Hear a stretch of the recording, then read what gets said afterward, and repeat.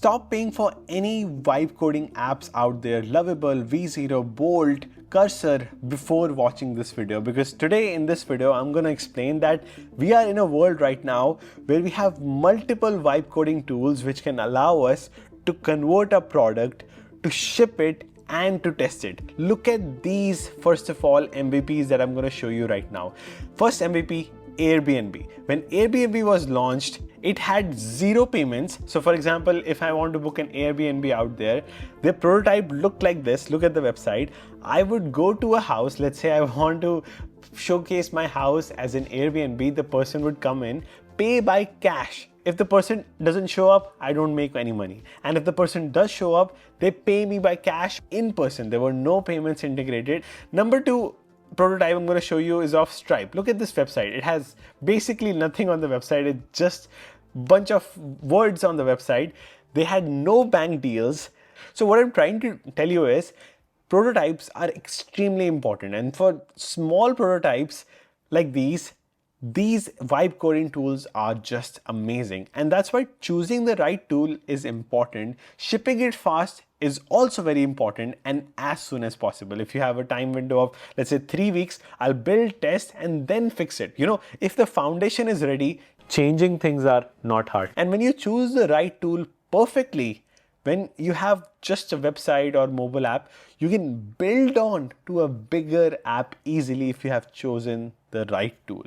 For that, I'm going to first begin with the tools which are great just for like starting up and just showing your website. But if you want front end, back end, and mobile app, and to expand to the next possible level in 1 to 2 prompts, then you need to stick with me in this video. So first of all, I want to show only front-end tools. Front-end, basically, if you're not a coder, you don't understand back-end or front-end, these tools are amazing. And for that, Lovable and Bolt are amazing. So let me show you what are the coolest projects I have made with Lovable. So Lovable, if you want to make websites, for example, these are the sample websites Lovable has presented with some data, is giving you beautiful front-end, and it was like, 100 million ARR in 8 months, one of the fastest 100 million ARR startup in this era right now in the world of AI. And look at these examples. It's great for showing you content, showing you the best possible front end. Coolest example could be what I have tried and tested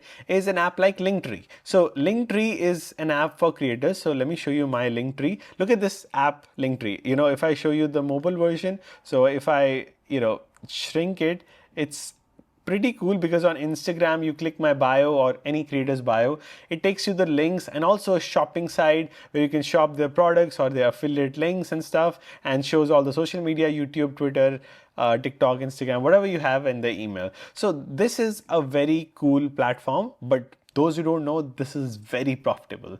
Apps like Beacons are also there, which are like Linktree. Linktree also has a paid version, which charges up to $10 to even $90 an hour. And what it is basically is a platform to just store some links, small database.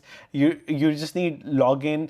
Login can be mastered with Supabase, which can be integrated on Lovable as well. So basically on Lovable, by writing a prompt, you can have authentication, login, database, basically everything handled in one place, and you can do something like this. And a lot of websites like this are out there on Twitter. People make lists of websites, beautiful websites, and save links of, let's say, if I want to make a website like 100 million ARR startups, or website like Linktree, or maybe a website like DocuSign. Lovable promotes the website like DocuSign. So anything which is good enough for front end only with less customization and less control is good with Lovable.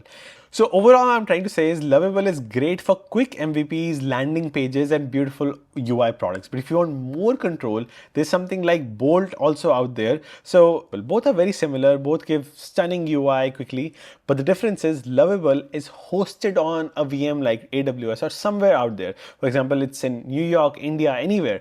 But Bolt is mind-blowing and cool in a way that it actually runs on your browser. The Node application front end runs on your browser. It is their proprietary technology, which is called Stack Blitz, using web containers, which they have built. So it runs pretty much as fast as Lovable on the web browser. For example, I have the same Linktree clone running now on Bolt on port 5173, but it is hosted on my browser. And I cannot share the link, obviously, because it's on my browser, not hosted on a server yet, but it's very cool. And the company which is providing you Bolt, they don't need to have like thousands of VMs. If you create one window with one website on Bolt, they need one server. If you have 10 windows, they need 10 servers. So they don't need to worry about it because it's run locally on your browser, which is fascinating. But at the same time, it is still good enough for UI and code and experiment test immediately. It's still only good enough for UI and like, shipping some simple front-end apps. But here comes Cursor. Cursor, you have heard, I've made a dedicated video on Cursor and Windsurf. Cursor is like VS Code. It allows you end-to-end apps with AI assisted technology. Like you have a chatbot. It allows you to build and take some help from AI. You can call it AI assisted development or sometimes even vibe coded development. But Lovable and Bolt are like least control for developers, but great for no-code product managers. But boys and girls, let me tell you the problem with Cursor. Cursor, you can vibe code amazing apps for sure. So like I can put a prompt, make a video game, make a full stack application, make a mobile application, which I've all shown you all. But remember, one thing that people love about vibe coding is giving complete control to applications like Cursor, Windsurf, and it is running on your computer.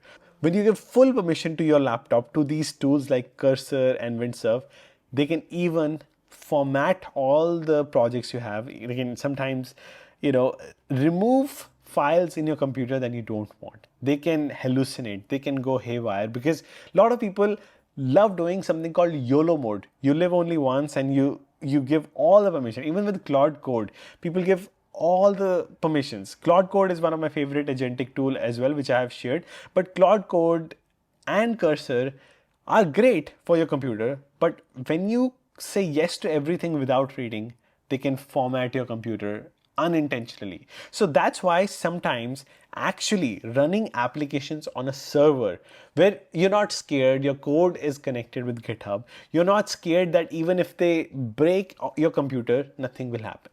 That's why tools like Devin, tools like Phoenix that I'm going to introduce you all, which is with $10 credit, which I have made fantastic full stack applications with backend, with server that I have control to, with authentication, with full control with me and on a server I know. And once again, with two prompts that I'm going to show you right now. I'm introducing you all to Phoenix. Why Phoenix is special?